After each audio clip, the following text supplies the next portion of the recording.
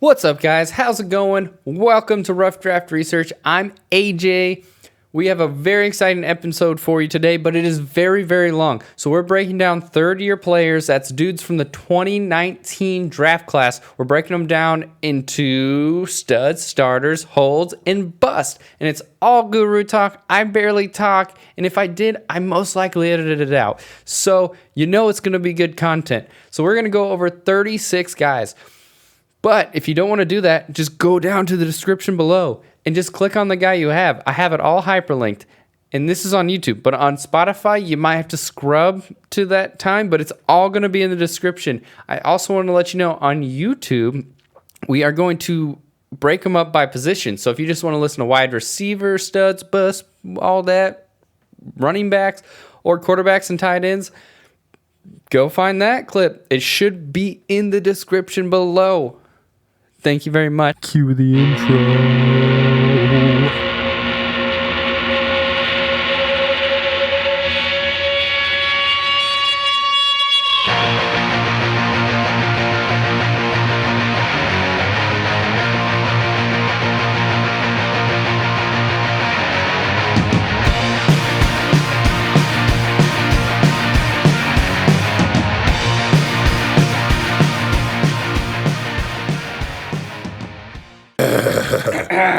Hey guys, welcome to Rough Draft Research. We are back. I must say I've had a busy week this week, so we're going to do a lot of the guru stuff. I'm just going to hold back and chime in whenever the booze takes a hold of me. But I do want to say shout out to the sluts who do our intro and outro music.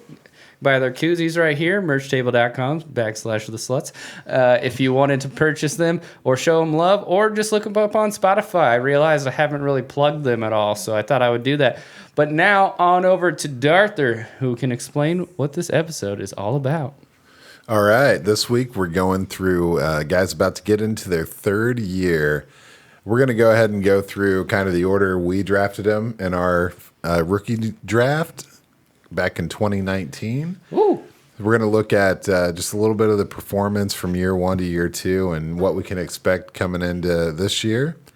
It's going to be pretty exciting because, you know, some of these guys are some pretty badass dudes. Yeah. You know, top tier at the positions. So without further ado, shall we take it off the top? I actually wanted to say one more thing, that two of my lifelong dreams have been accomplished in the past 2 weeks. Let's go. And it's because of you guys. And it's amazing. Oh. Yeah, two things that I've always wanted to see in this world are a trade involving Fab. Thank you, Christian. And a who's got the best team third round pick swap, betting that your team will be better than the other person's team. Yeah. Just swapping third straight up. Hey, that's a power move right there. So me and Danny D-Hop, we traded third round picks in 2023 straight up. So it's basically just a big, like, you know, I'm gonna do better than you, and you're gonna have a worse pick. So it's a good bet. Like, if you got the balls, throw your second out there. Yeah, I'm just kidding. Oh yeah, man. Do it first. Yeah. Shit. Speaking of that, we did have a few trades this week. Do you guys want to maybe go over those? Yeah, definitely. Yeah, I can start with mine. I traded my 2022 third round, or Danny's third round pick. We traded 2023, so not that pick. I traded Antonio Brown for third when the news of his shit came out last year. Okay. And with that, I traded for Ryan Fitzpatrick to get a little more insurance on my Zach Wilson to a quarterback room. I was so jealous of that trade. Oh, I knew it was going to happen. I need that. I had so much Washington on my team that I needed the figurehead as well. Yeah. No, I think that's a good trade, especially with Deshaun Watson being up in the air. That Ryan Fitzpatrick's going to go in there and sling it. Yeah, I thought it was a great move for me, and it makes me a little happier. I just don't know who I'm going to drop. That's like my biggest problem right now. Yeah. I think I know who it's going to be, but you know, we'll see. Joshua Kelly?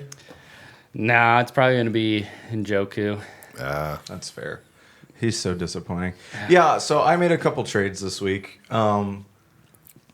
I traded Noah Fant and my 2022 first, which is unfortunate because I love Noah Fant and I do think he's going to be a stud. Actually, one of the guys we're going to talk about today. And another guy we're going to talk about today, you already traded as well. Yeah. You're just gutting your 2019 stock. Oh, yeah.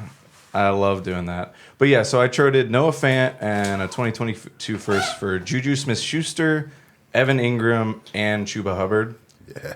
I really needed Chuba last year. It screwed me out of the playoffs not having Christian McCaffrey's handcuff. And now I'm kind of like, well, Christian McCaffrey was theoretically on the trade block for Deshaun Watson, so maybe they might look to get rid of him soon. And then I have a starting running back. And if worst case, I have McCaffrey's handcuff now, so I'm good with it. Evan Ingram was to replace my backup tight end because I have Kelsey. And then I just needed another body at receiver that I believed in. And Juju's still only 24, which blows my mind. And a free agent next year. Yeah, and he's a free agent, so he'll be going somewhere else, hopefully. Bit of a risky move. Paid a bit for it, but I'm into the trade. Sorry. I think you cash in pretty well on that. I mean, obviously at first, yeah, that sucks. it's like a tearjerker, but if you perform as well as most of us are anticipating, it's, you're talking back into the first. Mm-hmm. And then, Fant is awesome, but you wouldn't have made that trade if they had addressed the quarterback need in Denver. 100%. Yeah. So what are you like? He's, some of these guys are starting to get older. Like, are they not going to be able to bring them all back? Mm-hmm. Sutton's a free agent next year, right? What are they going to do? Yeah, they're not going to be able to pay all this top end talent that they're not supporting with Drew Lock. Yeah. So, no, I love Evan Ingram, dude. I mean, I think a lot of people do. Obviously, it's been a little sketchy. Yeah, but up and down for sure. Every year's the year, but it's this year. I'm telling you. Yeah. But he has had the year. It's not like he's Chris Herndon or something. You know? Yeah. And he's still only, was he 26, I think? Which is 28? I don't remember. Like, it's like 22 for a tight end. Yeah, his career's not over. We'll see what happens. And if I didn't have Kelsey, I definitely wouldn't have made the move either. But, I mean, whatever. I've got 3 more years of Kelsey, probably. You got to sell those backups when they're valuable. Yeah, for sure. Yeah. Then real quick, I traded Derek Carr and my 2023 second for Carson Wentz, a 2023 third. And drum roll. And 15 fab dollars. Cash monies. This one, I felt like I had to go with my gut on it. And I was a little nervous because of the whole Aaron Rodgers situation, because that's why I picked up Derek Carr, because I know what he is. He's going to be 12th to 16th this year, guaranteed. And I kind of needed that insurance, and Wentz is more of a question mark. But I would rather go with my gut and be wrong than not follow my gut and Carson Wentz be sick. Yeah. So I made the move, and if it bites me, at least I tried it, because I think he could be really good there. Yeah, you got that Wentz Heinz stack now. Yeah? Wait. Yeah. Yeah. Yeah, I do. And then a big trade also happened, not involving any of us in the league. One of our league members sent J.K. Dobbins, a 2023 first and a 2022 second, for Derrick Henry and a 2024 first, which I like a lot for the guy that got Dobbins, honestly. I do too. I think Henry's going to help that guy this year, which makes sense because he's one of the better teams in the league. So he's pushing for that championship. But Dobbins is like the longer trajectory play right there. Yeah. Yeah. So I feel like he's slowly aging his team. Yeah. He won't be at the top forever. He does keep moving all these rookies he took so early. Yeah. And then yeah. I mean, he just got rid of Jacobs and Sutton for Galladay, who's got some checkered injury history. So let's just sink that ship. All right, so now that we've kind of caught you up with our league, hopefully you guys are somewhat interested in what's going on in there. We're going to get into these year 3 guys, and we want to talk about, we're going to have a 4-tier system for these guys also. You got your studs tier, your starter tier, your hold tier or bench tier, whichever one you want to go with, and then your busts. So we're going to be using these words so you'll know exactly how we feel about these guys. So it might help just kind of clarify our thoughts a little bit. And so that being said, 2 years ago in our rookie draft, the first guy off the board was Josh Jacobs. Makes a lot of sense. He's been pretty good so far. Finished 8th in fantasy last year in PPR leagues. He got 67% of the running back work last year, which is pretty impressive. And he put up those numbers behind a Raiders offensive line that was ranked 26th in run blocking, according to PFF. So they tried to address that a little bit by taking Alex Leatherwood, which was pretty panned by me specifically, but a lot of other people. And then they brought in Kenyon Drake, who he had 66% of his share on the Cardinals last year, and he finished as the 16th RB. So I think Jacobs is going to lose some carries. Does that scare you guys away from Jacobs a little bit, or No. Loss of the lineman, the line worries me more than That's fair. Kenyon Drake. I'm not too worried. I mean, Kenyon Drake did get a lot of good goal line work last year. Yeah. So that could eat into it. But I think that the targets for Josh Jacobs went from 27 to 45 from year 1 to year 2.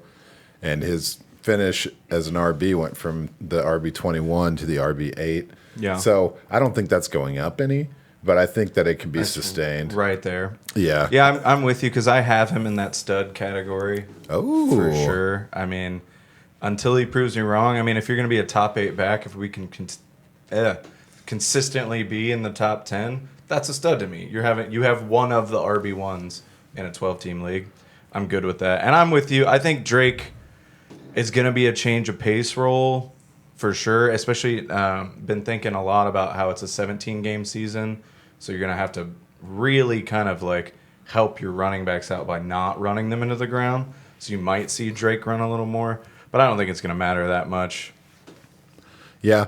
I mean, I just look at Jacobs, and he came into the league, and he inherited, 260-plus carries that were left behind by Doug Martin and Marshawn Lynch. Doug Martin. Yeah. Forgot about Muscle him. hamster.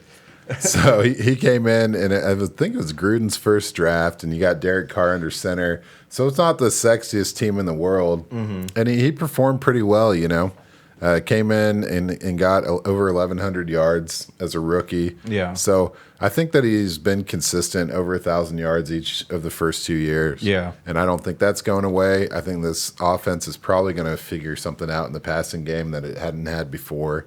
And I think the O-line could probably mesh a little better. I know it's like doomsday in the offseason, but when these guys start to play, they'll figure it out. For sure. The guy that was taken second, we got David Montgomery, who had his best season so far, finished 4th in fantasy for PPR. Those passing numbers were increased a lot by the fact that Tariq Cohen was hurt for so long. Chicago was 16th in run blocking, according to PFF, and they took a lineman that I actually liked a lot in the draft in Tevin Jenkins, so I think they did improve. Obviously, who knows? It's the draft. It That's could be a crapshoot. Oklahoma State guy, right? Yeah, big, huge, strong guy. Yeah, really like that. Like him. They also took a guy I don't really know a lot about, in Larry Borum in the 5th round, but that was their 3rd pick. So they knew they needed to address the offensive line at least. And so hopefully it works out for him. Cohen coming back is a negative, but I love the fact that Montgomery proved that he can be 100% the every down guy that everyone expected him to be, because he did all the pass catching work and he did all the running work. So now he's proved it. So Cohen coming back is a big deal because he is their pass catching guy. But I think you'll see a lot more of Montgomery in that role. Yeah, I mean, you touched on some pretty solid stuff. To me, I think that's more the first pick of the draft for the Bears that's going to change things.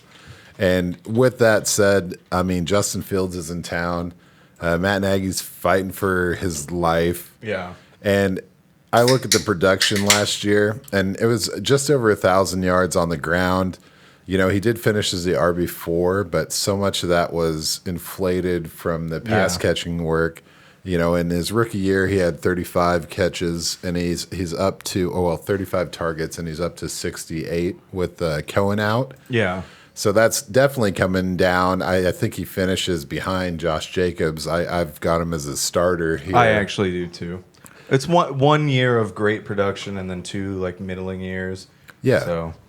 Yeah, when he was a rookie, Jordan Howard had left the team, and so he inherited that, let's go roll, and kind of struggled a little bit, didn't get the usage you would have liked to see, and I think with a rushing quarterback, I think we're going to see more of that late, or RB2, back end RB2 kind of role. Which is still great. I mean, you still want to go get a guy like that if you can, but 100%. I don't have him quite in that stud role yet either. Yeah. So. Yeah, I wanted to say I think a lot of it was inflated too, because if I remember right, he had one of the easiest schedules at the end of the year, and that's kind of when majority of his yards, because they played the Vikings twice, which was a horrible defense, and then the Lions.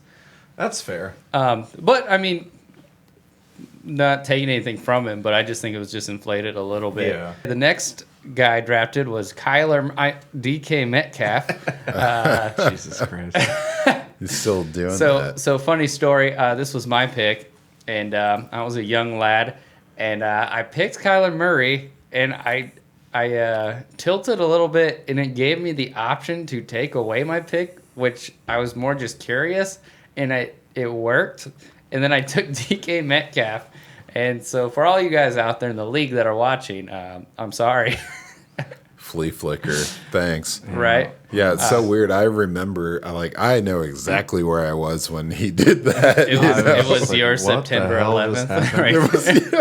I could tell, it was a very specific place I was, and I am not often in this place. And I remember being like, this just happened. I didn't study a lot of this. I didn't really know. I was very new. It was our second year. I didn't pay attention. And it gave me the option. And I was like, I'm already overthinking this. Yeah. Don't give me this option. So curiosity got the best of me, and I clicked it, and my heart dropped into my stomach when it took the pick back. And I was just like, oh, fuck, I don't know. And I just clicked DK Metcalf. So, but it worked out. So it's all water under the bridge. I'm glad I didn't know about it at the time, because I feel like I would have had to make a call, but I didn't know. Yeah, people were confused. I think people were pissed. I think whoever got Kyler Murray was pretty happy about it. Oh, yeah, it worked the fuck out. And then you traded DK Metcalf anyway, so. For Austin Eckler, which then I got Dalvin Cook. So, all right. On to DK Metcalf. What do you guys think? Yeah, so. This dude's obviously a stud. Yeah. Yeah, so you're good. Wide receiver guru pulling on up. DK Metcalf is amazing. So he comes in 2019 after Doug Baldwin has left the team. So he inherits that number 2 role, day one.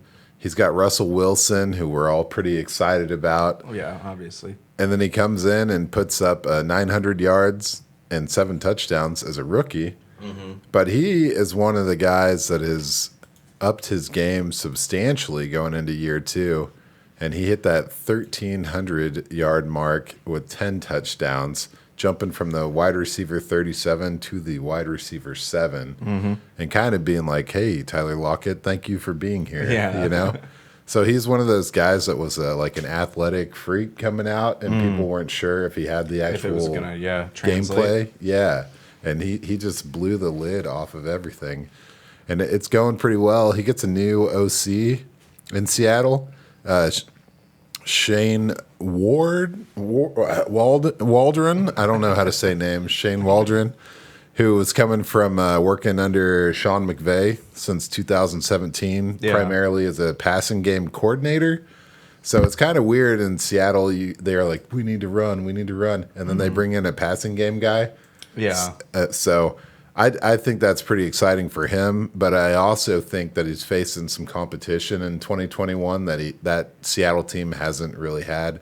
We're talking about Gerald Everett and Dwayne Eskridge, and then you got undrafted free agents, Cade Johnson and Tamarion Terry. So I think that he's going to be a top 10 wide receiver. But I have a feeling that they are going to spread the ball around more than they had in the past.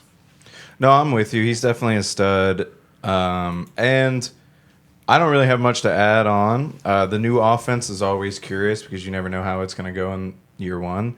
And then also, I will point out just something I saw was interesting, not really a knock on him, but he started off super hot just like the Seahawks did. In weeks 1 to 8, he was the wide receiver 3 in PPR leagues. In weeks 9 to 16, he was 12th. Which, I mean, 12th is still really good, but I just don't want to see that trend because that's playoff time. You know what I mean? Sure. Like, if he keeps doing that and Seattle keeps coming out of the gate, all firing on all cylinders, and then slows down at the end of the year, I mean, not that DK, I'm sure he won some championships. I don't know what he actually did in weeks 16 or whatever. But I just thought it was an interesting note. Yeah, it seemed like a lot of his early success was touchdown dependent. Yeah. And 10 touchdowns is not one per game. No. So you're definitely going to start to slip off. No one's putting up one per game, you know? Yeah. It's not old Travis Kelce's in this house. So. So next up, we got Miles Sanders. He missed 4 games last year, still finished as the 23rd RB, which is okay for missing 4 games. Excuse me. Average 14 points per game. So I have him as a starter, like a flex starter, borderline hold guy for me. I don't know. He was getting 76% of the RB workload, and his receiving numbers weren't great. He had 8 drops on 28 receptions and 50 targets. That's not great. He didn't have a touchdown. And they went out and got Kenny Gainwell, so he's about to lose a lot of that work. So, yeah, he might be closer to a hold guy for me at this point. Oof, that's harsh, man. I still got him as a starter, you know. You got to think he's had a RB2 finish the first 2 years. And then there's also the quarterback change. We don't know what that really means. Mm-hmm. But when you're talking about bringing in Gainwell, that's obviously going to impact. I don't think he clears that 50 targets that he's had the past 2 years. Yeah. So I think Sanders is going to be a little less productive, especially they got a rushing quarterback technically, I guess. I'm still not sure what Jalen Hurts really is, but I know he's going to be running the ball a little bit, especially near the goal line. So we'll just see how that pans out. But if they don't figure out the passing game, he's going to get fed. I just don't know what to think. He was drafted into a committee vibe there in Philly, and I think that's what they're getting again. They got a new OC, the Nick Sirianni, who has I know that you think he's a bit of a marionette there, kind of puppet on sure. on the hand of old Frank there, but they still balanced a lot of the run game in Indianapolis, between a pure rusher type and Nyheim Hines, which that Kenny Gainwell could slide right into the Hines for role. sure, yeah. So this one is less predictable for me, but I think he still is going to be an RB2, and that makes him the starter in my book. Yeah, that's fair. I just have him right on the border. I don't really know. I'm not high on the Eagles though. Admittedly, yeah. I always say that. The line sucks. If I had Sanders, I'll put it this way: if I had Sanders, I'd be looking for somebody that is high on him to get out from under him and try and. I would buy Sanders in a heartbeat, but I'm not paying. Yeah, I'm not paying what people want for him. Yeah, that's fair. And I'm going off script as I always do. But we're Miles Sanders or Kareem Hunt. Hunt. Yeah. Okay. All right. Definitely. That's good. Okay. Well, I'm not buying Miles Sanders anymore. I trust these guys. Touchdown dependency, I think. Yeah. Yeah. Yeah, but if you think about if Zach Ertz is out of town, that's fair. And I mean, it's guess just Sanders so hard to is predict. A starter and Hunt's not, but Hunt was a better running back last year too. But that might be a fluky season having two he was top a better 12 running guys. back when Nick Chubb was healthy. Yeah, that's fair. He was a top 10 RB last year, but anyway, that's for another day. Next guy, that's one of your boys. Oh my wide receivers, I mean. favorite, N'Keal Harry. Coming in, oh my God, I struggle with Nikhil. He's a bust for me. Mm-hmm. First round draft capital. He comes in to New England. Chris Hogan, Josh Gordon, and Gronk are all gone. Yeah. So opportunity is ripe. And then we see, Edelman get 150 targets. James White got 95 targets, and he got 12 catches in that year. So it's not good. It's nothing I want to be a part of. There are some injuries, but nothing crazy. And so Cam is back under center, which doesn't really do him any favors. No. And then you think about, Johnny Smith and Hunter Henry and Nelson Aguilar, and then maybe Mac Jones starts playing. Mm-hmm. There's so much uncertainty there that I think I'm not really wanting anybody on the Patriots team, at least of all N'Keal Harry. I'm 100% with you. He's definitely our first bust of the night. And I like all your points. On to the Mac Jones point, though, I will say this, and this we talk about another Patriots receiver later, and I had to say this again. So Harry's catch rate last year was 57%. So that's all the targets that went his way. That's how often he caught the ball. Mm-hmm. If you adjust that by taking out the number of uncatchable passes, his catch rate goes up to 87%.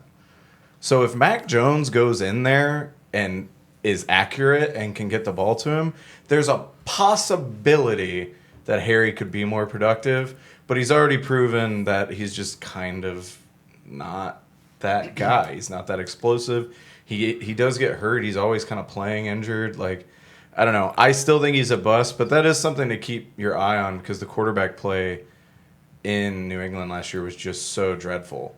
Yeah, absolutely. Yeah.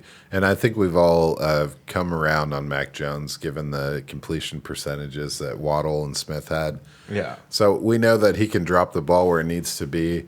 I just think that those two guys are known for obtaining separation from coverage, and N'Keal Harry will never. I don't think he will ever be that guy. And the thing that bothers me with him is he has a role to play on most offenses, but not an offense with two premier tight ends because you've got your big targets right there. Yeah, no, I don't think that it will make him not a bust, but it was just interesting to me. He better bust. Yeah. And another little quick tidbit about that adjusted catch rate. Yeah. That's actually higher than DK Metcalf's. Oh. He had 87% and DK had 85%. So but the sample size. DK's is a bust. One to say was, an Arizona State disappointment, but he's no Eno Benjamin. Am I right? Wow. Well, let's see how Ayuk does this year. Oh, ouch! Ouch. Anyway, Brandon Ayuk on the trade block, everybody. So let's move on to Parris Campbell. Ooh, boy. Talking about trading out of the 2019 draft. Yep. So Parris Campbell is a hold for me. Oh, for sure. Yeah. And, I like talking about where these guys have been and how they entered the league. And so Zach Pascal and T.Y. Hilton and Eric Ebron were the reception leaders his rookie year. And they haven't had a guy go over 800 yards since Andrew Luck was there. So there's plenty of opportunity. He's had several injuries, including foot fracture in 2019, right? Mm-hmm. And that took him out for the whole year. And then he didn't play but like 2 games last year as well. Yeah, he played in one and then got taken out immediately in the second. So there you go. So I don't know. I really like everything about him. I know I've talked about Ohio State players a lot, and he is another one of those guys. But you got to think of the change from Phillip Rivers out of there. It's kind of big news for a speedster. Yeah. Even though it's Carson Wentz, it's like, what's going to happen here? But I think he has a lot of potential. They got a new OC there who was the quarterback coach with the Colts for the past few years. yeah. What is that? Like, what what claim to fame do you have for being the quarterback's coach for the past couple of years in Indianapolis? I mean, that just means Frank Reich likes you, and he's still running the offense, so who cares who's the coordinator? Gotcha. Well, I will say that this Marcus Brady, the new OC, he is a 3-time Canadian Football League Grey Cup championship coach. So once as OC and twice as passing game coordinator. Yeah. So he knows how to win in Canada. So that's I'm through the roof. I like Parris Campbell, and I can't get too crazy about him. If he can stay on the field, I think people would be very happy to have him. I'm 100% with you. Ironically, because I traded him, he was a hold. Yeah. For me as well, but I just really wanted Elijah Mitchell. Doing this podcast, he was my boy. He's a depth piece. Yeah, I wanted to go get my boy, so that's why I traded him. But I think the guy I traded him to is getting a good guy if he can stay healthy. That's his only issue. But I echo everything else you said for sure. All right. I will mention I recently traded Mecole Hardman, so he's a bust for life. I'll be sad if that doesn't. He's probably going to be a stud now that I've traded him. We got 2 tight ends back to back here. First, T.J. Hockenson. Finished 5th last year. I think the Lions might run the ball more than they did, than we're used to seeing them do. Jesus. But I'm still not that scared about it because Hockenson is by far Jared Goff's best pass catcher up in Detroit right now. Oh, yeah. I think the dude's a stud. And if you can get him on your team, you're going to be good for a while because I like tight ends. Yeah. So. Studly as fuck. I mean, seriously, I honestly think TJ Hockenson might be the best player in this draft if you ask me right now. Because over the past 3 years, there's only been 3 guys that had 50-plus yards, and it was our 50-plus targets. Kenny Golladay, Amendola, and Marvin Jones. And, those guys are all gone now. Yeah. So TJ Hockenson inherits a brand new number 1 role in this offense. He's got Jared Goff, who has proven that he has a tendency to utilize the tight end very well. Mm-hmm. And then you got a new head coach in Dan Campbell that was a tight ends coach in New Orleans. So I agree with you. Anthony Lynn comes in as the OC there. So maybe that means the running game has to go up. But I think also the passing game options mean that the running game has to go up. But when it comes to the red zone, I think you can see a big bump. He's got 2 touchdowns rookie year, 6 touchdowns second year. I think he flirts with 8 plus this year. And I think he's good. He's good for tight end number 4 or 5 on the year. For a while. Yeah. And he was tight end 5 last year. Yeah. So, I mean, Kyle Pitts throws everything off because who all do you have to bump back one? But I think he could outdo Pitts easily this year. No, I'm 100% with you. I really like Hockenson. And, he had 96 targets last year, according to PFF. So they do theirs a little differently. But I don't know what number you have. I only put receptions and games played. So he missed 4 games as a rookie. Yeah. He had that injury. And so that slowed him down. But he played all 16. Yeah. Last year, played 16. And the reason I brought up the targets is because I could see 96 is a lot. And I could see that going down a little bit, but I don't see the production going down. So I don't think it matters that much. Okay. I think he's locked in for 96 again. The way. Yeah. Well, I mean, it just depends on how much Swift is split out and what they do with all that. But I think that, I don't think they have a choice. He's reliable. He's pretty fucking talented. So I'm with you. He's a stud. I think another stud coming in Noah Fant. Finished as the 9th tight end last year, and he was hurt pretty much all year. He didn't sit out, but he was always dealing with some kind of nagging injury. But this guy, it comes down to quarterback play. I think he could be better than Hockenson possibly if he had a better quarterback. And that's really all I have to say. Denver did not draft a good enough quarterback for Fant, but I still think he's somebody you need to go get because he's 24 and he's a beast. I'm into it. Yeah, I feel like I think I had a rant about John Elway here, but I'll just I know it's here somewhere. I don't know where it ended up. But anyway, I think that Cortland Sutton being healthy affects his target share. Jerry Jeudy, fuck, what are you going to do?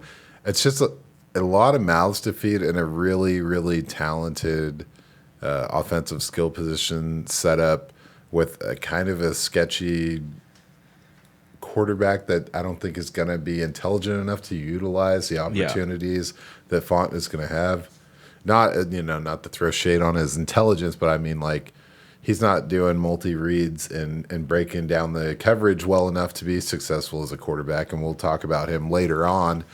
But I have Noah Fant as a starter, and I think that tight end 9 on yours is pretty impressive, and I think that's kind of a ceiling in my opinion. I that'd be cool if he did better than Hockenson, but I think that if you have Sutton and Jeudy out there, it's going to be too much of a draw. Hard. Yeah, that's fair. We'll move on to Darrell Henderson. He went in the first round of our draft, so that's a little disheartening for the guy that took him there. But I think there's a lot of upside here. Malcolm Brown's gone. Malcolm Brown last year for the Rams had 30% of the running back workload to Henderson's 38%. So unless they're expecting undrafted free agent of 2020 Xavier Jones to come in and take a lot of that, I think most of that is going to get split between Akers and Henderson, and he impressed the coaching staff enough that they were willing to move on from Brown, a guy they just paid $3.5 million to the year before, to be a backup. Did you leave Jake Funk out of this? That's fair. Jake Funk could come in. I still think he's mostly a handcuff to Akers, but worth keeping an eye on. I mean, he had 4.5 yards per carry, 624 yards and 5 touchdowns as a rotational guy in that offense. I don't know. Worth keeping an eye on at least. Yeah, I agree with you. I kind of just thought he is kind of an always the bridesmaid kind of dude. Yeah, that's fair. So come in and Gurley's the guy. Oh no, your next man up. No, Akers is up now. And he did go at the 109 in our rookie draft in 2019, which I guess wasn't. It was a flag plant kind of move. Yeah. But that guy was able to flip him for a first somehow, I think. So good for him. I do think the passing game takes a big step forward with Matthew Stafford, and I think that's going to affect some of the Henderson stuff. But I thought his touchdown rate was really impressive. Mm-hmm. So 5 touchdowns on, is this right? 38 carries, is that what you have? I have 138. 138, there you go. That's a typo. But that's still pretty good. Yeah. Yeah, if he was getting 624 yards and 38 carries, that'd be insane. Yeah. My mistakes. But no, I'm with you. And so he falls into the hold category for me, I would assume. Yep. I mean, obviously, any of the hold guys, if you get a trade for them, like, you can also trade them. It's not a hold kind of / bench. So, like, whatever. Yeah. I mean, basically, you're not starting them. You're just hoping that they either take a step forward or, obviously if Akers miss any time, you got a startable asset right there. Kyler Murray finishes the QB2. I say he's a stud. 24.4 points per game. Rushing is obviously what helps him. He had 822 yards and 11 touchdowns on the ground last year. Yeah. Just insane. So I don't really want to talk about Murray very much because we all know what he is. Okay. When are we going to see Cliff Kingsbury truly unlock Kyler Murray's passing? Because wasn't that what he came in to do? Wasn't that his whole thing? Yeah. It's a spread offense. What are you going to do with the spread offense? Have your quarterback rush constantly? That doesn't make sense. Yeah. I am getting worn out on the Cliff Kingsbury experience. Yeah. I think Cliff Kingsbury peaked at the 2020 draft. Yeah. At home. That was a sick picture. That's ridiculous. Man. But dude got fired from his college job. and then got an NFL Yeah. coaching job. Oh, no, I think he also peaked. I read an article, or not an article. I guess but he left. I read a little thing earlier that he called Sean McVay before one of their games to get sideline passes because they're boys, I guess. And he got them, and turns out it was because he met a European Instagram model that day and wanted to take her onto the field. So shoot your shot, bro. I like that. Priorities, dude. Love that. He's a schemer, man. Too bad that offensive scheme hasn't. Yeah, it has panned out not for translated the way it should. Like Kyler should be the number one. Yeah. Like, I mean, Pat Mahomes is awesome, but, you know. He his doesn't ankles rush the can't way hold up Kyler really does. Yeah. So I just thought he came into an iffy situation, and then he got hooked up with Hopkins, Yeah, that helps. and then now he's got A.J. Green. He's got Rondell Moore. You know, things are looking up. But the interesting thing is, like you're saying, his passing yards went from 3,700 to 3,900. When you add DeAndre Hopkins to your offense, you'd expect more than a big bump. 200 yard boost. But I don't know if 11 rushing touchdowns is sustainable. You got the TD vulture, fucking James Conner in the house now. So, I mean, you know, not that Kenyon Drake was just leaving him on the field. He was getting his in the red zone. Yeah. But yeah, we can move on. We'll talk about Mecole. Yeah. All right, Mecole Hardman, I have as a hold. Yep. And I'd like to hold. Man, this is just to me. I was so happy about Mecole as a Chiefs fan. I'm like, hey, you know, come in and let's just take the next step forward. And now, after 2 years, you know, his target share is behind Demarcus Robinson. Yeah. So I don't know. Watkins is out of town now. He was drafted as insurance for Tyreek, and that wasn't really necessary. And then you got Cornell Powell coming into town, and he seems to me like a more well-rounded wide receiver. And, you know, Mecole made the positional change, defense to offense, and he's still adjusting. But, you know, this is your third year in the league, and he finished as the wide receiver 61-ish both years now. And it might be a third time. And so... Yeah, I'm with you on holding him just because I want to see how, with Sammy Watkins gone, they distribute these new targets that are opening up. But Powell fits into that Watkins role almost perfectly to me. Yeah. He's like a better version of Sammy Watkins at this point. Yeah. Well, like Sammy Watkins now, maybe not when he came for out. sure.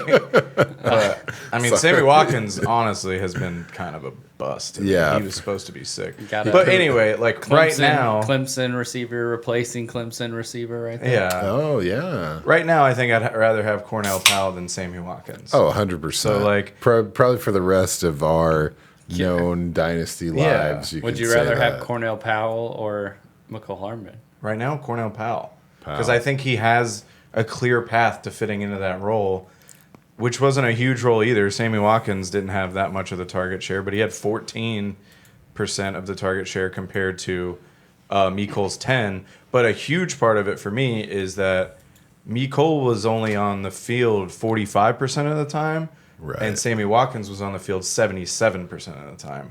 So if you're talking about who gets that role, it's going to be probably Powell, and he's going to be on the field more. Yeah. If he slides into that, which then, Mecole just becomes a Tyreek Hill clone that's never on the field. Right. Demarcus Robinson's still on this team. So I'll just jump in. This is a stud, right? For sure a stud. AJ Brown kind of makes me sad. You know, I hate to relive the past, even though I do it constantly. Regret is my best friend and my number one conversation topic. So I traded out of the 108 or 107, wherever Hockenson was taken. I traded out of that pick, and I thought about taking A.J. Brown at that time. And it's whatever. It doesn't matter. So Tywin Taylor is gone. His rookie year, he's playing with Corey Davis, the new hotness at the time, and Jonnu Smith.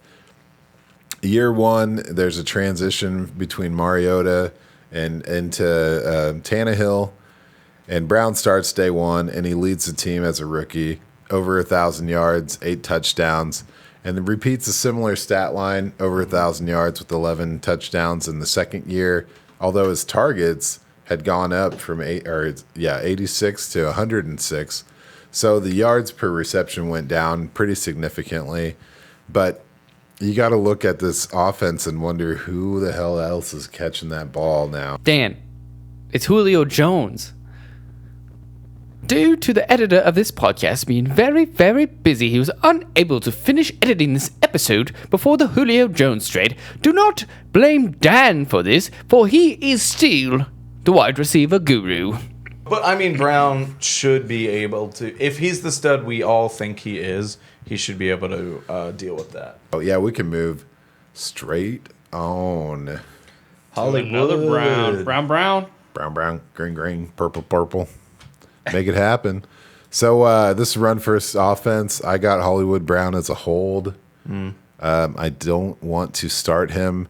He came in, and Michael Crabtree and John Brown left, and Mark Andrews is there, and that's all, right? Yeah. So why did you come in and put up some good numbers? He had a little bit of injury problems, but hit 14 games, but was stuck at 46 receptions, 584 yards, 7 touchdowns, pretty good. But he finished as a wide receiver, 46 as a rookie, upgraded in a minimal way and hit 36 in the second year. And I think our rankings are a little different. I used straight off of our own league scoring. Oh, I use Fantasy Pros because I thought it was more generalized. Yeah, that's probably a smart way to do it. PPR. Yeah. Hell yeah. Is that pretty similar to where you had him? I have him at 32. 32. Okay, so that's, look at that. We got to check our rankings. But they got T. Martin in as the passing game coordinator, and Keith Williams in the house. So these guys have a little bit of history with a few successful wide receivers. You know, Devontae Adams, Tyreek Hill. That's someone that Williams has worked with. Obviously, T. Martin has some success. His own offspring, Amari Rogers, is doing all right. So he's also tied to Nelson Aguilar and Juju Smith-Schuster. Worked with them in the past. So we all have heard the propaganda. I'm calling it propaganda at this point. That they're going to utilize the passing game. And they made it a point in the draft. You know, they took Rashad Bateman, 27th overall. And I think that what they need to do is utilize Bateman's skill set. And I don't think Marquise Brown is really going to benefit that much from a focus to the passing game unless he can get open deep and Lamar can start to throw it deep. It's a combination I'm not betting on. No, I'm with you. I have basically the same notes. I mean, so going on to Lamar Jackson's kind of inaccuracy issues, and I know it's for shamed upon to talk any negative about Lamar Jackson these days. Not in this house. No, that's okay. But Brown had a catch rate of 59%. If you take away those uncatchable balls, he jumps up to 82%. But you're not taking away those uncatchable balls. Exactly. So, but I'm saying, like, for this to work, and there was even an article that came out today that said the Ravens want to go deep more this year. Oh, yeah, if that's true, that is great for Marquise Brown because he is their deep threat. Like, that's his role. They probably want to win the Super Bowl this year too, right? Yeah, exactly. So, but a few things have to happen for him to be great and for that to happen. The first one is Lamar has to get more accurate. He just does. Like, I mean, he's an electrifying player. He's fun to watch, but he needs to be a more accurate passer if he's going to succeed on a consistent basis in the league. And then the other thing is there are now a lot of mouths to feed on that offense. Rashad Bateman, you mentioned. Tylan Wallace, Sammy Watkins. Those are just new names on the team. Yeah. Mark Andrews is still there. And I don't care how much they talk about wanting to be a passing game. They're going to be a predominantly running team. That's just who they are. So you're going to, like, even if you pass more, you're still going to run more than you pass, in my opinion. And so, like... If they want to win. Yeah, exactly. That's what they're good at doing. That's how they pound people into the ground. They need that passing game for if they go down. That's when they get screwed. And so, I just don't see it. He's a hold for me because I want to watch. Oh, and yeah. he's talented. But I don't really see it this year, to be honest.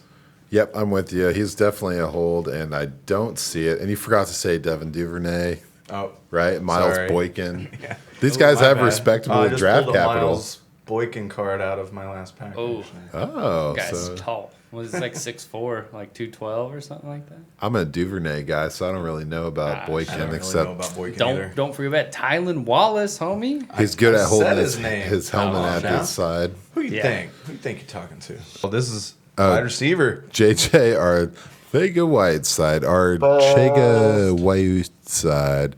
This right. guy is a busty ass motherfucker. He's busted. I was gonna say, are we moving on or? No, I'm just Yeah, I just say he got 30 targets in 2 years, so Yeah. goodbye.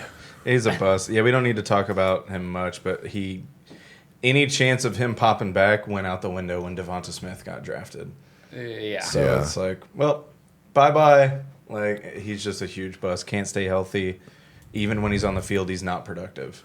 So Yeah, I've seen he missed one game due to a calf injury, and I didn't really see any other notable injuries. So it's just like sucking ass. He only played 7 games last year. Mm-hmm. Yeah. Oh, wait, so he was... He just wasn't on the field. Oh, God, I didn't Yikes. even realize that. I mean, I have he's a note bust. about getting malware from this new sports injury predictor website that I was using. I won't go too far into it, but yeah, it listed he had an injury in a preseason game and missed a single game because of it. Wow. The next guy, who also only played 7 games last year, and Deebo Samuel, I'm still calling him a starter. So I'm just saying the road is wide open for Deebo. He did have a reoccurring hamstring injury, in which he missed 3 games each time, and that was once in October, once in December. So that's 6 games missed on the hamstring, and then we also have a foot injury with 3 games missed there. So we're talking about 9 games missed in injury. That's not exciting. But who else is going to stop this guy from being on the field? You got Brandon Ayuk, but they're both going to coexist. My big thing here is you got Mike McDaniel, the run game coordinator, is now the OC. That makes a lot of sense to me in San Yeah. Francisco. You draft, 2 running backs, 2 very good running backs, if you ask us, and then you draft Trey Lance, a rushing quarterback. So maybe the focus isn't going to be Deebo, but if he can stay healthy, he has to be a starter. Yeah, I think he's a hold, but starter, like borderline starter. Just because the injury things hurts you, and then, yeah, you're right. I feel like they are going to run even more than they normally do, and they're already kind of a run-heavy team. But, yeah, there's nobody stopping him from getting his role back. And like you said earlier, unlike Whiteside, when he's in, he's productive. Right. So I'm with you. I'm fine with him in the flex. Okay. On a Yeah, regular that's a basis. flex spot, Yeah. right? Sure. If we want to go busting out some Cardinals Go bust. wide receivers. This one should be fast. Yeah, so 48 targets in 2 years. Andy Isabella. Yep, Andy Isabella. Sorry. Yeah, I wasn't even going to say his name. But he's not a part of this offense. No, He and they was just healthy. drafted Rondale Moore, who's a better version of what he is. Yeah. So, I mean, if anything, Christian Kirk still has opportunities here. yeah. But A.J. Green, Rondale Moore, DeAndre Hopkins, goodbye, Andy. 100%.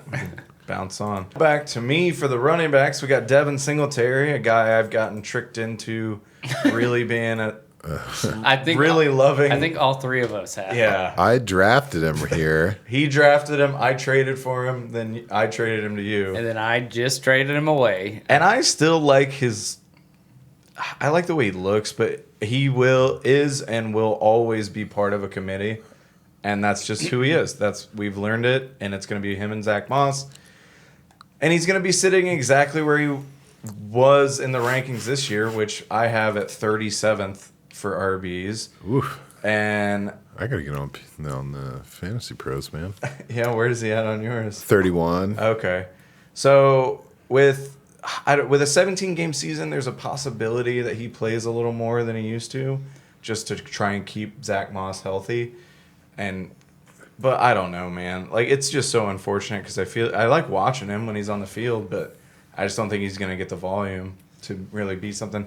But I have him as a hold because a 37th overall running back, like, that's fine if you're in a pinch and you have to start somebody. Like, he can maybe have a decent week for you, like 8 to 10 points, and then kind of just get you through that week. But I don't think he's a bust necessarily. I don't think he's a bust either. I think he's a hold for me, but he was out-touched by Frank Gore as a rookie, and then he had a 60-40 with a guy who missed 3 games. Yeah. So the touch count. So the big things with Singletary to me are that he has had 4 touchdowns on 300 carries in his NFL career. Yeah, that's not good. That's criminal, man. Josh Allen. That is horrible. Yeah, Josh Allen is stealing all those goal line runs. Yeah. Right. So you look at him, Devin Singletary, about 300 touches in his career, 2 years. In that same 2 years, Josh Allen has had 200 carries and 17 touchdowns. So, Oh, man. so what? Like, I agree with you, Singletary. I was very excited about him. You know, I got it was like the 205 maybe. Yeah, And, I really wanted him that year. I was very excited. I thought I won this draft all the way. Turns out I did almost. He Anyway, needs to. Scary Terry. Let's do it. You're even in the There we jersey. go. Ooh, baby. So he's a bust, right? He is busting down walls like the Kool-Aid man.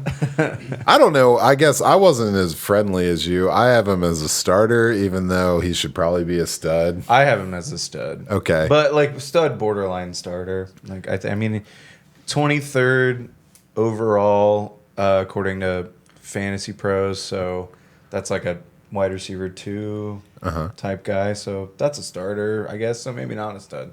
Maybe I'm too high on him. Anyway, I'll let you talk. No, I mean, you know I love him. So he came in and led the team as a rookie, but no one else topped 400 yards in that offense, and that cost Jay Gruden his job.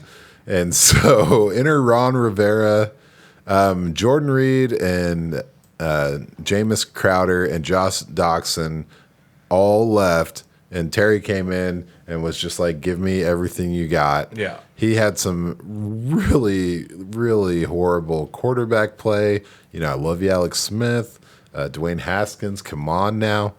But now you're talking about setting him up with Fitzpatrick. Let's my go. God. So the competition for targets is going to be higher than it has been with Curtis Samuel, Diami Brown in the house.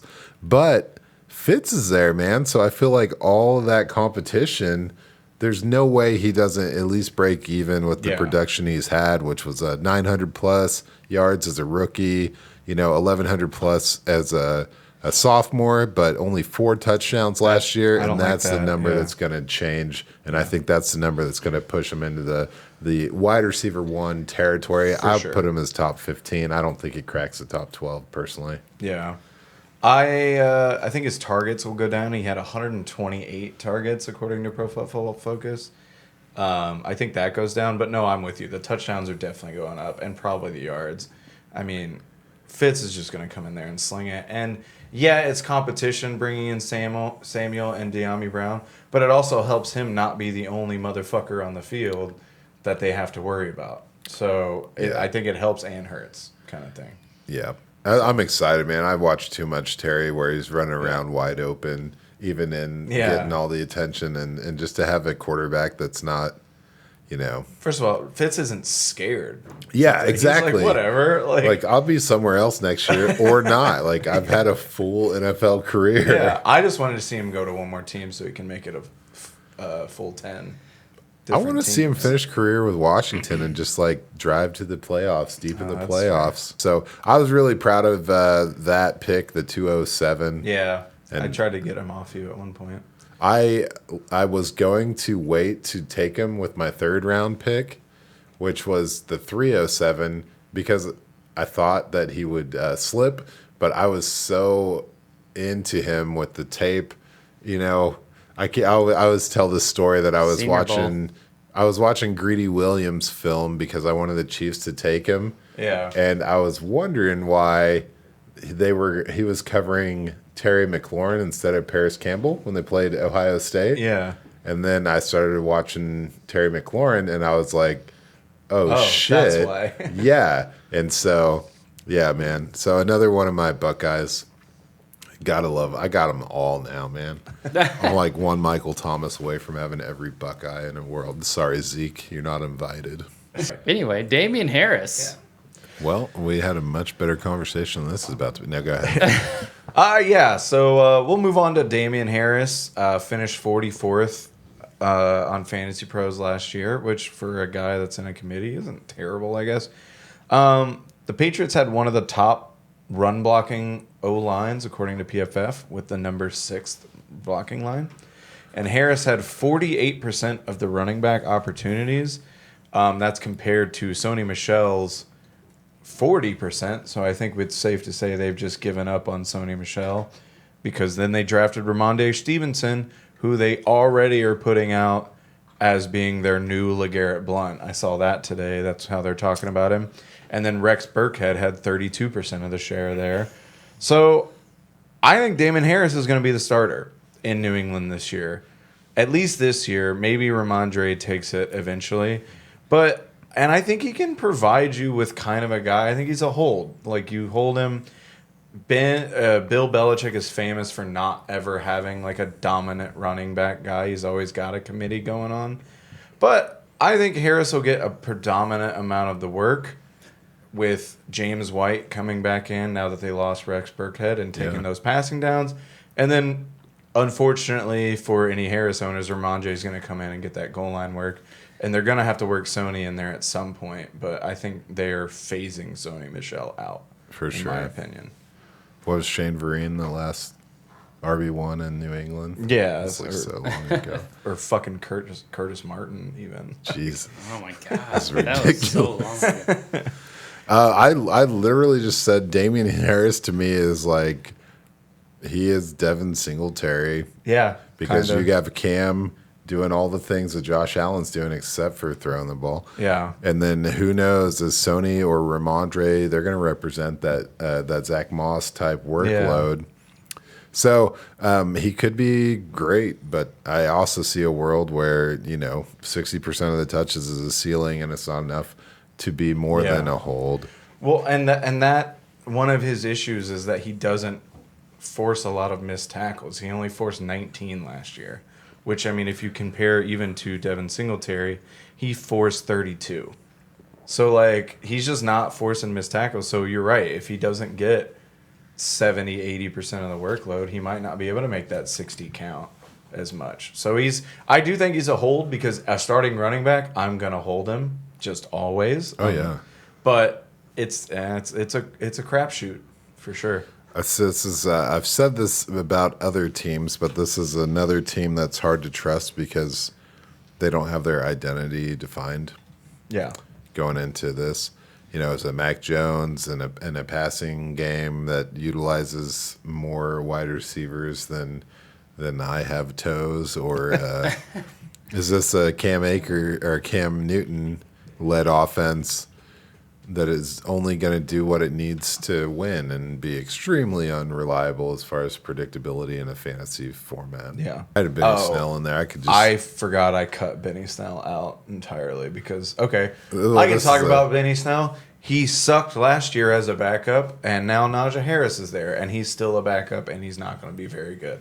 If you have more notes than that, you can take it away. Okay, I was surprised that he's had 220 carries in 2 years. So I think he could probably not do anything with Najee in the house. So I said I have a new category on him, and it's non-factor. I know you're eager to get to Alexander Mattison. No. But Dwayne Haskins. I cut him out too. I cut him. Is there a world where you hold him being the backup in Pittsburgh? No, because he didn't show anything in Washington. True. I think there's a world where he... Yeah? Okay, Yeah. well, where he maybe you're Jameis higher Winston's on his way back. him than me, but like... Ohio State, baby. I'll hold a guy if I at least saw something that I liked from them on the other team when they went. So, like a Sam Darnold. is kind of an extreme example, but you saw things when he was on the Jets that made you go, man, I see why they took this guy. I see why he was good, and he has these features. And so in Carolina, I'm super high on him. He might be good. I didn't see anything watching Dwayne Haskins with Washington that I could hold on to and be like, oh, he might be worth a stash as a backup to Ben Roethlisberger. Other than the fact that he's probably going to start in a year when Ben retires. Yeah. But I feel like they're going to be going out of their way to replace him. Didn't Mason Rudolph get a year contract? Yeah. Like, I don't know. To me, I mean, Haskins obviously is not a NFL caliber player. No. But I also think that he came in on Jay Gruden's last year to an organization that seems like it was being mismanaged pretty heavily at the time. And then he comes in with a new coach that doesn't have the patience for his immaturity is what I'm seeing. But that's a huge part of it, though. So now, like, Ron Rivera just says no to this guy because he's kind of a dick. And he also wasn't good. Is his attitude going to change now that he's in Pittsburgh? Mike Tomlin famously doesn't handle locker rooms very well, as good as they are. I mean, the Antonio Brown and Le'Veon Bell shit got way out of hand. Yeah. I like Mike Tomlin as a coach. Don't get it twisted. I love Mike Tomlin. But that whole situation went haywire. Yeah. And so, he's not alone, and that wasn't all him. No, I don't think it's his fault. Right. Okay. Yeah, he's the figurehead, though, that you want to. So the Steelers didn't handle that well. So I don't think they're going to be the team that changes Dwayne Haskins' attitude. Yeah, but going from being a first-round pick to a backup? Yeah, maybe. Yeah. At some point, I remember myself when I was 22. No, right? Yeah, I 100% get it. I'm not saying that I would be any better. Exactly. But I just, if I'm looking at this from a purely analytical standpoint, I'm not going to, get behind this guy. Yeah, he's a bust. He's a fucking bust. Yeah. All right. Alexander Mattison. So that Mattison, took a dark turn. I don't have much to say really about him. Other than that, I think he's looked good in his backup role to Cook. He's 23 years old. He'll be 25 when his contract runs up in 2020, at the end of 2022. So he could be on a new team in 2023. I think he's worth a stash because he's looked good behind Cook. Yeah, and that's it. That's all I really had to say about him. Yeah, I've got him as a hold. He's pretty much rocking Benny Schnell's performance over 2 years. I keep saying Benny Schnell, and I say a lot of words strangely. It's Snell. My bad.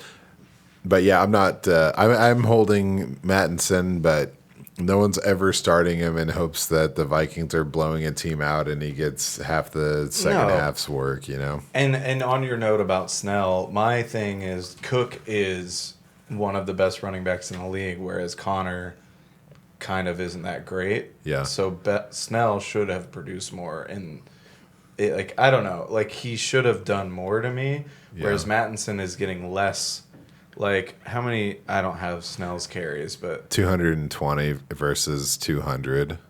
I have Mattison had 96 carries last year. Oh, I'm talking over 2 years. Okay, over their careers. So Mattison had a better year on 96 carries than Snell did. Yeah, on absolutely. 200. So it's 220 is 2 years for Snell too. So even 220 and over 2 years is 110. So he still had less carries and did better. Yep, absolutely. So I don't know. I like Mattison as a whole, and I know you just said you did too.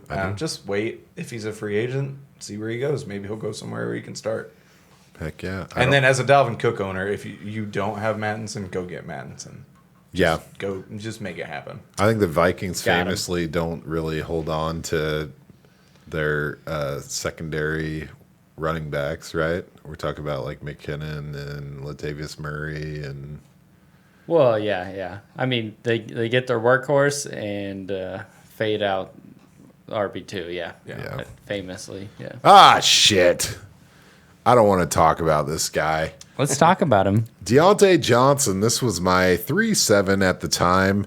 And Antonio Brown leaves town, and Juju is the heir apparent. Oh, wait. Juju has a pretty crappy year and finished third on that team after James Washington and Diontae Johnson. James Washington led the way there in 2019. It was a very impressive campaign on his part. Biletnikoff winner.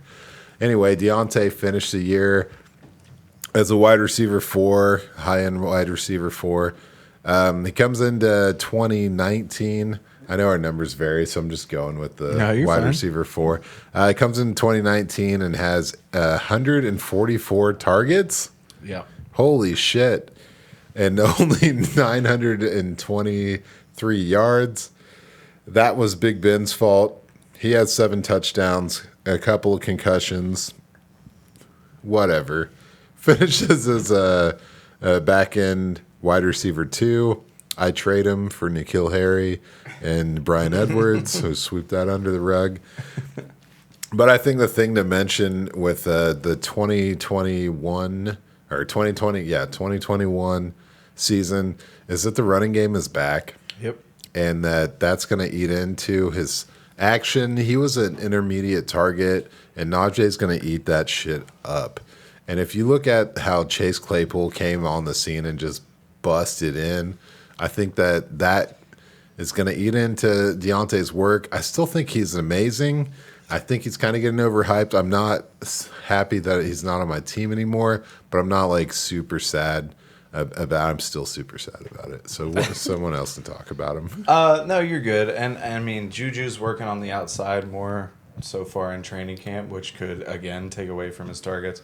But no, I think he's a starter, like a flex starter.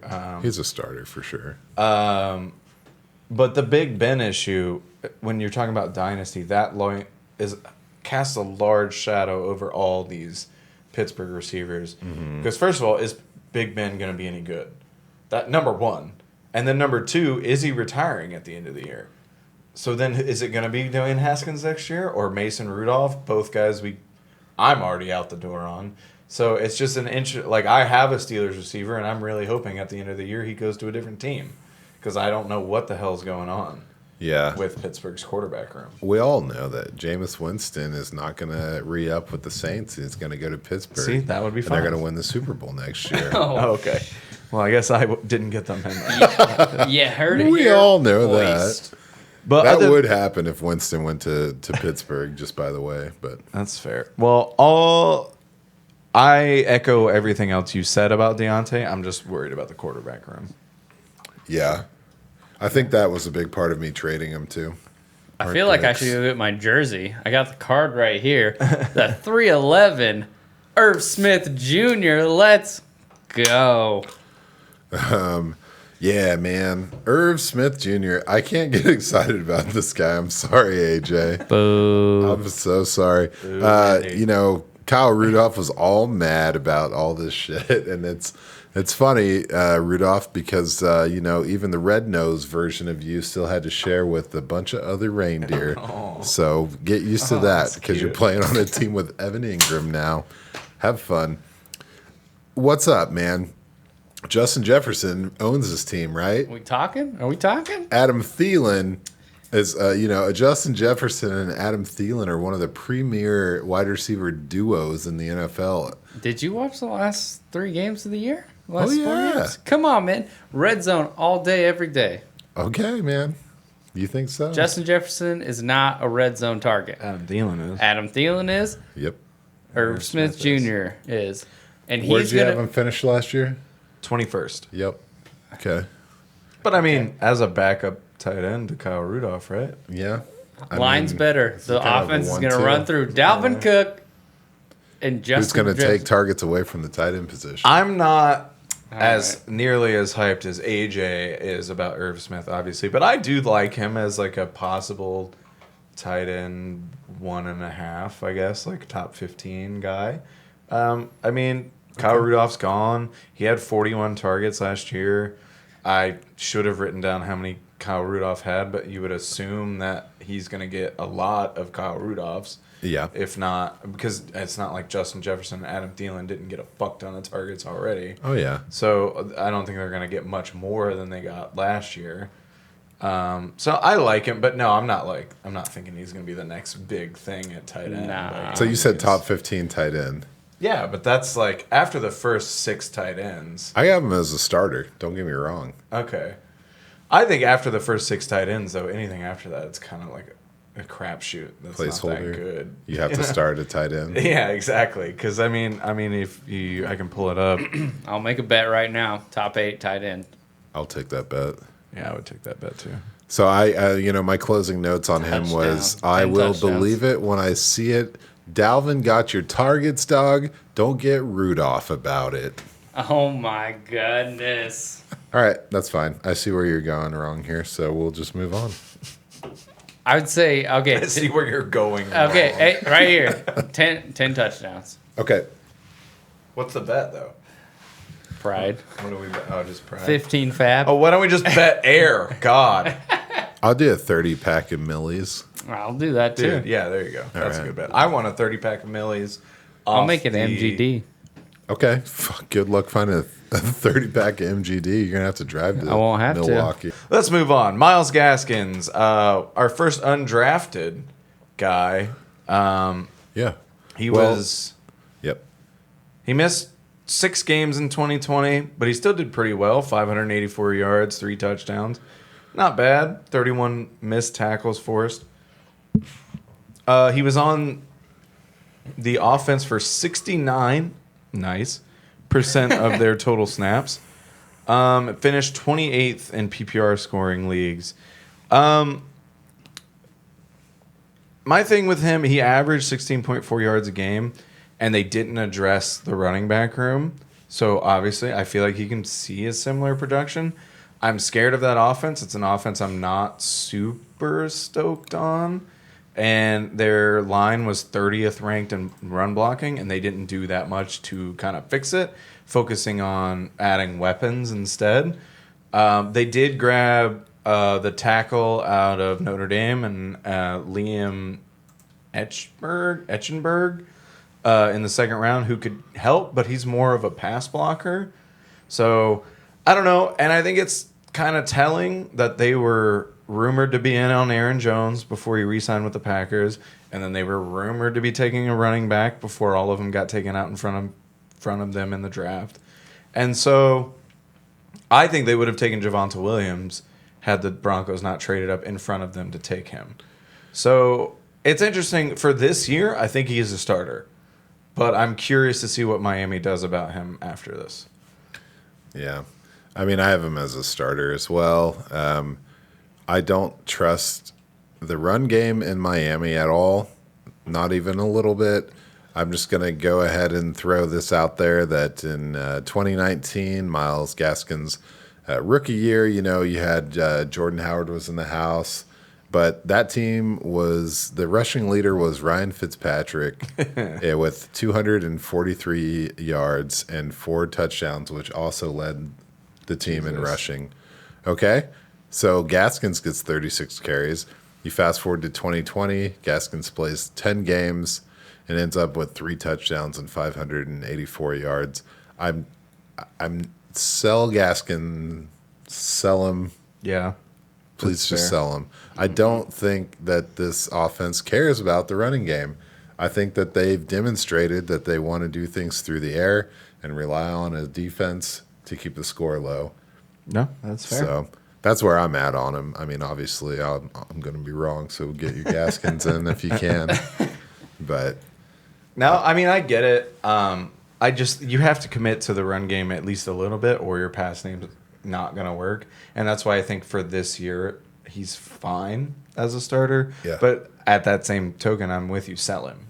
Because they're going to bring somebody in. There were too many rumors about who they wanted to bring in outside of him for them to just ignore it next year.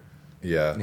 And who do they, I mean, I don't really know, but who do they have? Patrick Laird and, if you want to call Lynn Malcolm Brown Jr. Lynn Bowden Jr., yeah. Malcolm Brown, which I think Malcolm Brown's probably a good buy right now. Yeah, that's fair. So he's still got gas in the tank. We know that. Yeah. Another undrafted fella, huh? All right, so Daniel Jones. Boy, this guy turns the ball over a lot.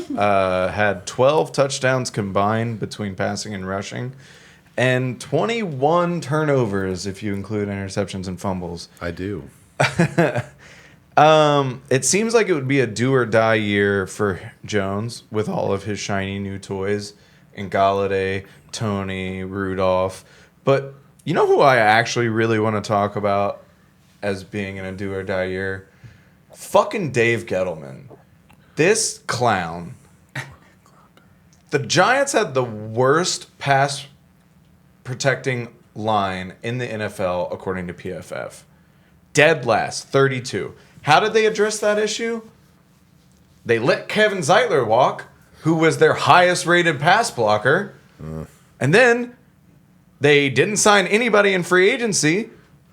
And then they didn't draft a single offensive lineman in their entire draft. They didn't draft one. And then when they asked Dave Gettleman about it, he said, and I quote, "I don't think that the offensive line was a position of need. I think you guys think it's a bigger deal than we do." Good. Are you fucking kidding? Am I going insane? They allowed 50 sacks last year, which was tied for second. I know we're a fantasy podcast, but that directly affects Daniel Jones and all these Giants' offensive weapons efficiency. If he's getting sacked 50 times a year, and you got rid of your best blocker, and you had money, it makes my head explode. Yeah, they did everything wrong. The only thing they have going for them is Kenny Golladay, Kadarius Toney. I love those additions. I really do. It fits their offense, but why are you just ignoring the offensive line entirely? No, I'm with you. I mean, there's nothing we can do about that. But No. I have to point out that having Saquon back and adding those two weapons on the offense should, at the very least, bring him to competent, and I have him as a hold. No, I think he's a hold too. Much better than the next quarterback we'll talk about, in my opinion. Yeah. But no, I think he is a hold, but I just think they're doing him dirty, and I think Dave Gettleman might get his ass fired. Yeah. You know what? Here's a segue into Drew Lock, who I have as a hold. I mean, unless you want to really talk about the Giants some more. No, you're good. So for me, I was just going to read my notes directly because there's nothing to do with Drew Lock. It's just I say they're beating a dead Bronco. Pretty much just said, "Fuck you, Elway, you're fired." Because give me a fucking break, man.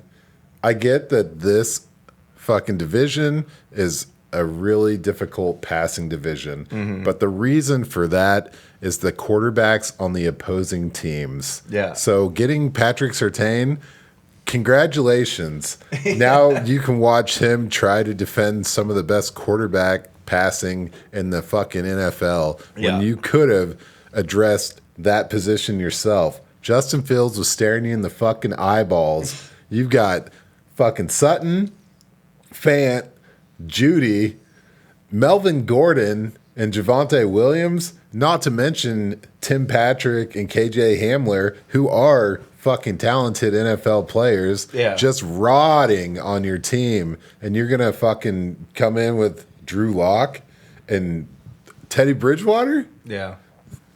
Are you fucking kidding me, John? You are a quarterback. John's not even the GM anymore.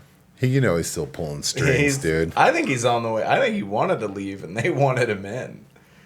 That's why they got the Patton guy. But no, I'm with everything else you said 100% because it doesn't make any sense. Take Justin Fields. What's the unless they actually thought they were getting Aaron Rodgers, which in my opinion was a foolish thought. It didn't make any sense from the get-go. But no, I'm with you. Yeah. And as far as your Drew Lock being a hold, I say Drew Lock is a bust. He is bad, man. He ranked 42nd in catchable pass rate. 42nd. I'm no math wizard, but there's only 32 NFL teams. So there were 10 quarterbacks that weren't even starters that were better than Drew Lock at throwing catchable passes, which is the job. That's the job, right? Yeah, and I'm guessing one of them was Teddy Bridgewater. So. I'm sure he was. I'm also going to mention the new GM, George Patton, Vikings assistant general manager from 2012 to 2014, and then assistant general manager and Vice President of Player Personnel from 2015 to 2020. You know who they drafted in that era? Teddy Bridgewater. Oh, that's interesting. Yes, All sir. right. I have Drew Lock as a bust. One more thing about Drew Lock, because it's not just his catchable pass rate, which was legendarily bad in my opinion for a starting quarterback, but the only completion percentage category where he cracked the top 32 was play action, and he was 27th. Jesus, dude. Like, that's the job. You throw the ball to the guys. That's the job, and that's the part that he sucks at. Hey. All right, let's do it. Tony Pollard, meh. He's effective. 2 years, 60 touches, 8 touchdowns. I thought he was better than Zeke last year, and PFF agreed with me as far as how they ranked him. I guess is there a world where they're moving on from Zeke? I don't think so. Not with that contract. Well, yeah, but like down the road. What So road? they want to get... Okay, well, fair enough. Fuck it. he's under contract through 2025.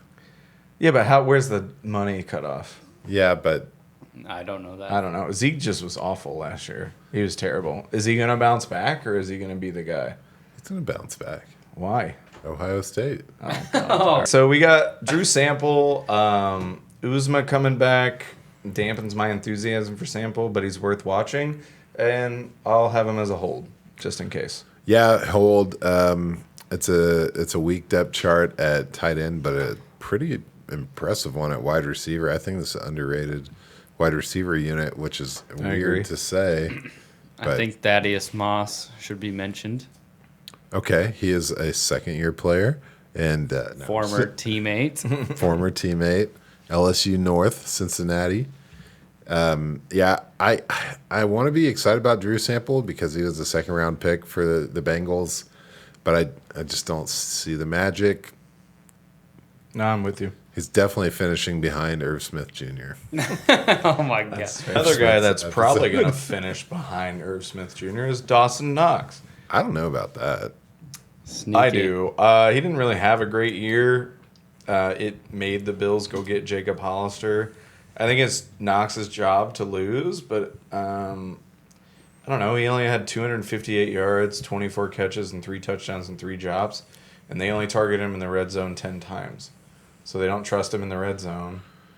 Yeah, but they did target the tight end position very heavily. Yeah, but he's the starter there. So But he missed 5 games, so he's struggling. I guess that's fair. I don't know. It was the other guy from Cincinnati there, right? What was his name? Croft. Yeah. Tyler Croft. Tyler Croft. I mean, that's fair. Well, you're buying it more than I am. Yeah, the Hollister thing is pretty cool. AJ really believes that connection's going to be strong. The college Former connection. college teammates. But I called Russell Wilson and asked him about Hollister, and he didn't have much to say. So I'm pretty sure have Knox much to is say safe. Fort Knox, safe as a motherfucker. So run that. True. I actually like Dawson Knox. Not enough to pick him up off the waiver wire. Yeah, but he's like that bait, dude. I'm like optimistic. I would, if I was in a best ball league, Oh he'd yeah. be like someone I'd maybe taken like Well, the if you're last in a round. best ball league, you can fuck off. This guy. I got Mike Williams. I got Dawson Knox. The best thing about a best ball league is you don't need to know who you got. Ronald- You literally don't do anything. You Ronald draft, Jones. and then it's like doing a mock draft, and then you're just like, oh, cool. Jakobi Meyers. He's another guy that has a huge jump if you take his catch rate, which was 73%, to his adjusted catch rate, which was 90%. But I think Myers still has a role in this offense, but you're kidding yourself if you think he's getting 78 targets after they signed Nelson Aguilar, Kendrick Bourne, Jonnu Smith, Hunter Henry, and now apparently they're interested in trading for Julio Jones. You are absolutely joking yourself if you think Myers is going to be their leading receiver again. Yeah. So to me, he's not a bust, but Yeah. I don't want him on my roster. He's not a bust because he was an undrafted free agent. So Right. like, whatever. What do you got for the touchdown numbers? 0. Yeah. What's up? So That you need those to yeah. to hit be my efficient. bench. Yeah. Even to hit my bench, you know. So not a bust, but I don't think he's a hold either. I think kind he'll be a non-factor, I guess. Yeah. That other category. Exactly. Soon to be a forgettable player.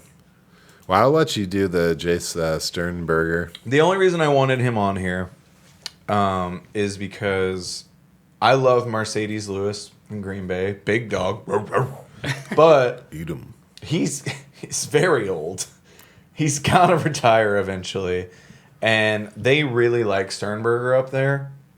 But since I told you guys to put him on this, they've already come out and said that Matt LaFleur came out and said that Robert Tonyan was the most improved player since he got there, Matt LaFleur. So he wants to feature him more. So Robert Tonyan's breakout year last year may have just put the nail in the coffin for Sternberger. But Sternberger was a third-round pick, an athletic tight end that they liked a lot, but he just kept getting hurt. And now I think Robert Tonyan just swooped that job from him pretty hardcore. Which I'm fine with because Big Bob Tonyan is fucking sweet. Yeah, man. It's hard to argue with the bloomin' Tonyan. I'd say, speaking of getting the starting job swiped away from them, Darius Slayton. Yeah. Oh, yeah. Dropped a fourth on the depth chart after one offseason. It's pretty rough. Yeah. Dude. Who's third on there? Sterling Shepard over him, Kadarius Toney, and Kenny Galladay. Okay. Talk about fantasy capital just like dropping. He's like a similar size to Toney, so I think Toney takes the job. That's why I have Shepard over him, because Shepard has got like another role to play. Yeah. I'm also admittedly always been really high on Sterling Shepard, even though all of the evidence points in the other direction. I'd go the other. I mean, I like Shepard too, but I just think that Slayton has a rapport with Daniel Jones, and I think he's got 11 touchdowns in the 2 years, and his yards per reception are 15 plus. Yeah. That to me is not the thing you need to take off the field, even though you do have talent. To Sterling Shepard, I think he gets replaced easily by the Galladay factor. And that if you just keep Darius Slayton on the field and then Toney, hopefully they can find a way to make Kadarius Toney worth that pick. Yeah. Because I'm skeptical. That's fair. But I like Slayton. I have him as a hold. Okay. Well, I don't think he's a bust. If you have him on your roster, I wouldn't say cut him. So I guess he's a hold. But Hunter Renfrow. Please tell me he's a bust because I just dropped him, boys. I don't want or care about Hunter Renfrow. That's the only hold-ish I have. Hold-ish? That's fair.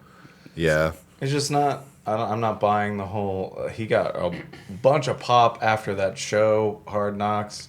Yeah. Because he was, like, fun, but he's not produced at all, and I have no interest in him. I feel like he's good for the team, bad for fantasy. Yeah, and that's fine.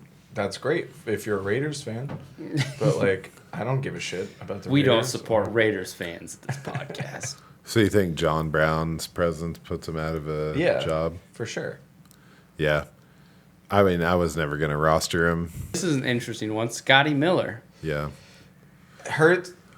Gets hurt by Antonio Brown re-signing, but he is 24 and Brown's going to be out of there, I would assume, after this year. Jalen Darden. Yeah, so, like, it's tough, but I say hold on Scotty. He did enough last year that I think he's worth watching.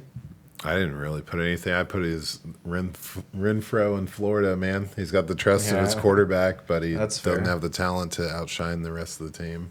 Straight to Preston Williams. This is another guy who I think drops on the depth chart after the offseason. They added Will Fuller. They added Jalen Waddle. And it's a team I was already kind of skeptical about how it was going to work anyway, so I'm not interested in Preston Williams anymore. Okay. That's cool. I mean, he's missed like half of each season. That doesn't help. Yep.